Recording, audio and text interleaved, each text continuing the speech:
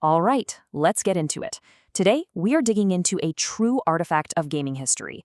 We're talking about a module from the late 1970s that wasn't just another adventure. It was basically a secret instruction manual designed to teach an entire generation of dungeon masters how to actually run Dungeons & Dragons. This is the story of Module B1, In Search of the Unknown. But to really get why B1 was such a huge deal, you have to put yourself back in time and ask a pretty simple question. Back in the late 70s, if you wanted to become a dungeon master, how in the world did you learn how to do it? I mean, think about it. Right now, you've got endless YouTube tutorials to walk you through every single rule. Back then, not a chance. And you couldn't just hop on Reddit or a forum to ask a veteran DM for a little advice. All you had were the original 1974 D&D rules, these 3 little booklets that were, let's be honest, famously cryptic. They just assumed you were already a hardcore military wargamer, which, most people weren't. This created this massive barrier to entry. And this gets to the heart of it. D&D had a huge problem. The company behind it, TSR, realized that if this game was ever going to break out of its tiny little niche, they absolutely had to make it understandable for total beginners. Their first crack at fixing this was the 1977 D&D Basic Set. And it was a huge improvement for sure, but it was still missing a really key ingredient, a pre-written adventure to actually guide new dungeon masters. Instead, it just gave you the tools, which, for a total newbie, left this massive teaching gap. And this is where the hero of our story comes in.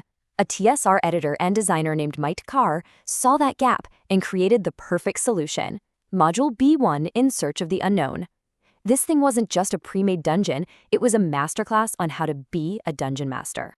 Now, the guy who wrote B1, Mike Carr, he was the absolute perfect author for a beginner's module, mainly because he was kind of an outsider. He saw himself as a historical wargamer first, which gave him this perfect perspective to see what would confuse a newcomer to fantasy role-playing. And here's a little piece of legendary trivia for you.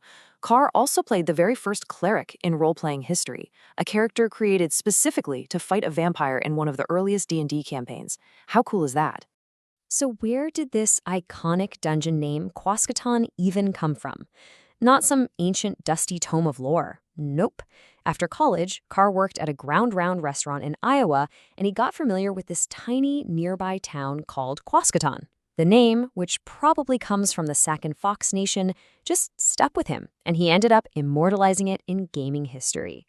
And this real-world grounding actually carried over into the module's really clever storytelling. See, the dungeon's creators, these guys Rogon and Zeligar, are long gone. You never actually meet them. Instead, you learn who they were by exploring the home they left behind. You see Zeligar's vanity and all the art he commissioned of himself, and you see Rogon's Spartan nature in his bare-bones chambers. The dungeon itself tells their story.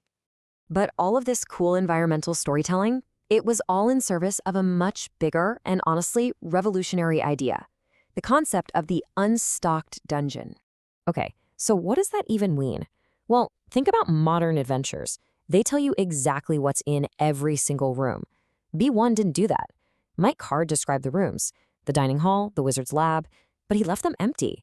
The module then gave you these lists of monsters and treasures and explicitly told the dungeon master, you fill this in. You decide what goes where. The process itself was, well, it was simple, but it was also profound. A DM would look at the map, see a room marked with a Roman numeral, like XV, then they'd pick a monster and a treasure from the lists. They'd write a little code next to it, like XV7K, meaning room 14 gets monster 7 and treasure K. This simple act turned the DM from just a narrator into a true co-creator of the adventure. And this seemingly simple design choice, it accomplished 3 absolutely brilliant things all at once. First, it was a training exercise. It forced new DMs to think about why a certain monster would be in a certain room. Second, it made the module infinitely replayable. You could play B1 a dozen times with different DMs and have a totally different experience every time. And third, it empowered DMs. It taught them that the rules were a framework, not a straitjacket. And if you want proof that this whole idea actually worked, look no further. This table shows real examples from the gaming community of how different DMs stocked the exact same rooms. Just look at the dining room. One DM decided it would be home to 4 orcs, while another one imagined it as a lair for 7 kobolds. This variation is Carr's design in action. It wasn't one static story. It was an engine for creating unique stories. But for all its genius, B1's time in the spotlight was surprisingly short. It was soon replaced by a rival, and the story behind that is a classic tale of, you guessed it, corporate politics.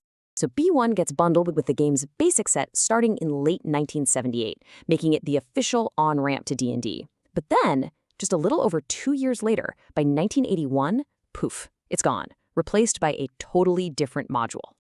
So what happened? Why the sudden change? Well, to put it bluntly, money. The basic set was a massive seller, and the royalties for the module packed inside were huge. According to industry historians, TSR co-founder Gary Gygax wrote his own module, B2, specifically to replace B1 and capture that very lucrative royalty stream for himself. Now, let's be clear. Gygax's module, The Keep on the Borderlands, is an absolute stone-cold classic, but it represented a totally different philosophy. B1 was a granular lesson in dungeon design. B2 gave you a fully stocked world with factions and a home base. It was definitely more immediately playable, but a lot of people argue that B1 was the superior teaching tool because it forced DMs to learn the craft from the ground up. But even with his short official run, the ideas planted by In Search of the Unknown grew into this massive movement but continues to shape the hobby to this very day. That core philosophy of DM empowerment and creating stories on the fly, it became the absolute bedrock of the old school Renaissance, or OSR. It's a movement of gamers dedicated to playing in the style of early D&D, and decades later, that community is still designing games based on the principles that B1 pioneered. And hey, here's one last piece of trivia that just perfectly shows how chaotic things were back then. Early printings of B1 had text explaining how to use it with the advanced Dungeons & Dragons rules, the game's more complex big brother. But when the company decided to strictly separate the basic and advanced product lines, that text got deleted at the very last minute. This left this awkward blank space on the page, so to fill it, the artist just grabbed a dragon image from an old advertisement and pasted it right in. B1 also gave us some of the most legendarily named pre-generated characters in D&D history. I'm talking names like Nupo, Servant of the Bringer, Fegener the Quick, and Harg of the City Afar. They just perfectly capture that silly but serious pulp fantasy tone of the game's early days. So when you boil it all down, this whole history leaves us with a fundamental question that's still being debated today. What's the better way to introduce new people to the game? Is it a polished, ready-to-play, cinematic experience? Or is it something that forces the Dungeon Master to roll up their sleeves and become a true co-creator? The legacy of B1 suggests there's some incredible power in leaving things just a little bit unknown.